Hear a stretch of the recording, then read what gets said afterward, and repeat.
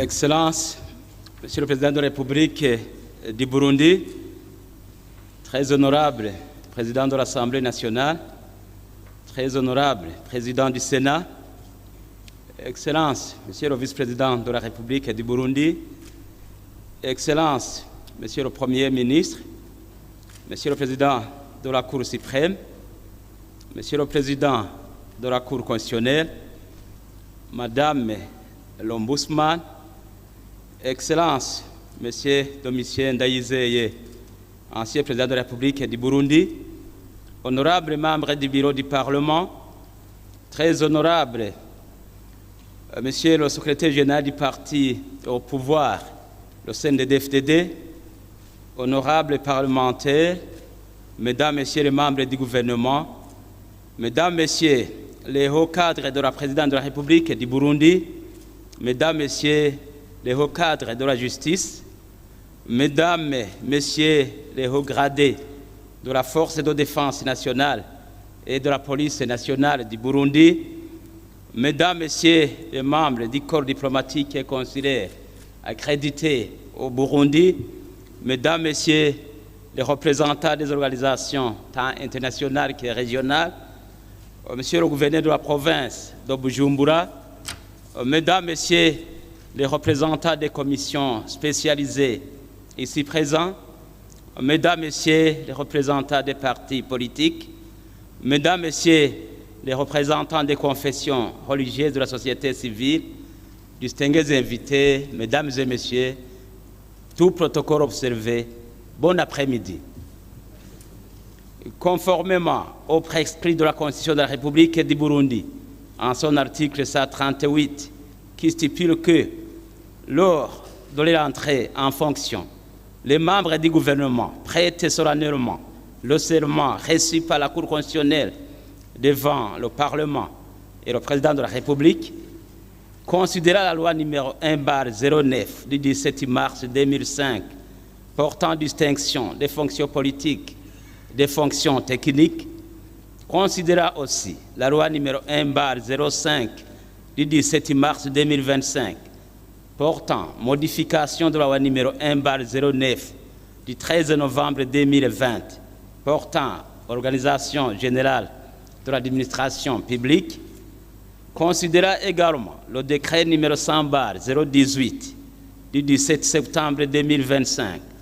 portant modification du décret numéro 100/002 du 5 août 2025 portant structure, fonctionnement et mission du gouvernement de la République du Burundi, considérant en fait le décret numéro 100/060 du 28 avril 2026 portant nomination de certains membres du gouvernement, l'honneur me choisit de vous présenter le déroulement de cette cérémonie de prestation de serment de certains membres du gouvernement qui s'articulera autour de des grands moments. En premier lieu, nous aurons la prestation de serment de 3 nouveaux membres du gouvernement dans l'ordre qui suit. Ingénieur Egide Nijumbere, ministre des Infrastructures, des Logements sociaux, des Transports et de l'Équipement. Dr Fidel Nkezabahizi, ministre de la Santé publique. Ambassadeur Evelyne Butoyi, ministre de la Communication et des Médias. En deuxième lieu, il y aura la prise de photos de la nouvelle famille de tous les membres du gouvernement qui aura lieu juste devant la porte d'entrée de l'Ouest. Avant de commencer, nous voudrions vous demander de bien vouloir mettre vos portables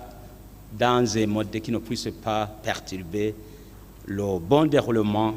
de cette cérémonie. Je vous remercie. À présent,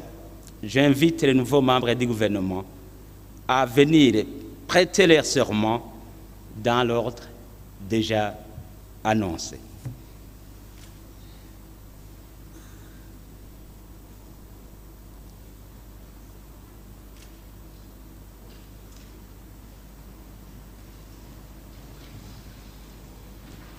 Musique, ouvrez les bancs.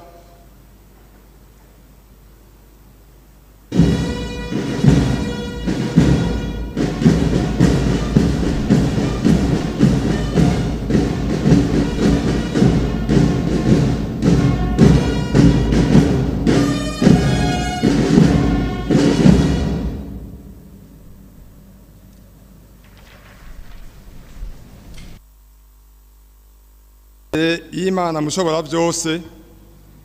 imbere y'umukuru w'igihugu, imbere y'inama nshingamateka n'inama nkenguzamateka, jewe Engineer Egide Nijimbere, umushikiranganji w'inyubako, uburaro rusangi, ugutwara abantu n'ibintu hamwe n'ibikoresho, ndarahiye ko ntazotirigana ku masezerano y'ubumwe bw'abarundi, kwibwirizwa shingiro rya Repubulika y'u Burundi n'ayandi mabwirizwa, kandi ndiyemeje ko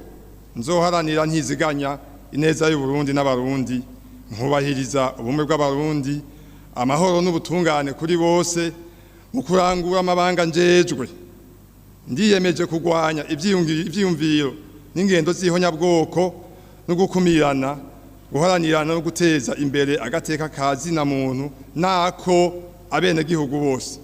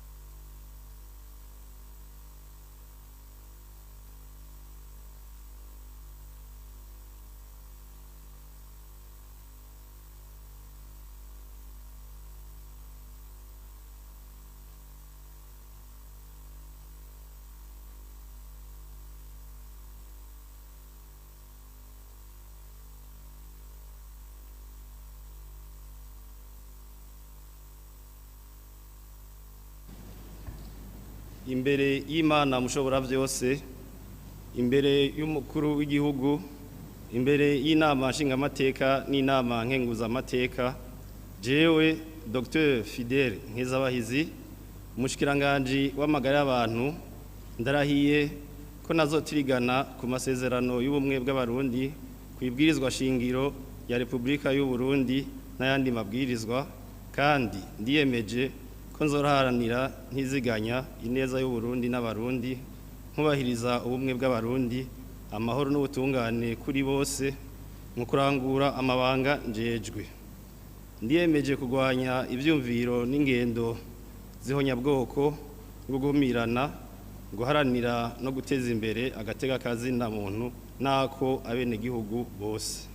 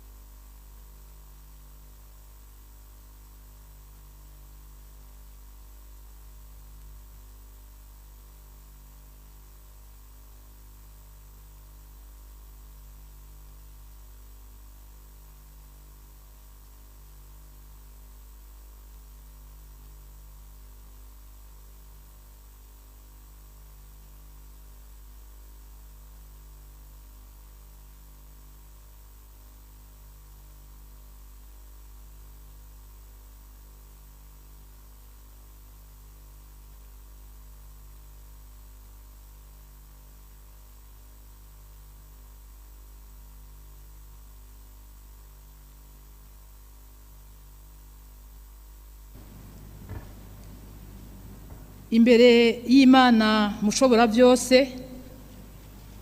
imbere y'umukuru w'igihugu, imbere y'inama nshingamateka n'inama nkenguzamateka, jewe Ambasaderi Evelyne Butoyi, umushikiranganji w'ukumenyesha amakuru n'ibimenyesha amakuru, ndarahiye ko ntazotirigana ku masezerano y'ubumwe bw'abarundi, kwibwirizwa shingiro rya Repubulika y'u Burundi n'ayandi mabwirizwa, kandi ndiyemeje ko nzoharanira ntiziganya ineza y'u Burundi n'abarundi, nkubahiriza ubumwe bw'abarundi, amahoro n'ubutungane kuri bose mu kurangura amabanga njejwe. Ndiyemeje kurwanya ivyiyumviro n'ingendo z'ihonyabwoko no gukumirana, guharanira no guteza imbere agateka kazina muntu,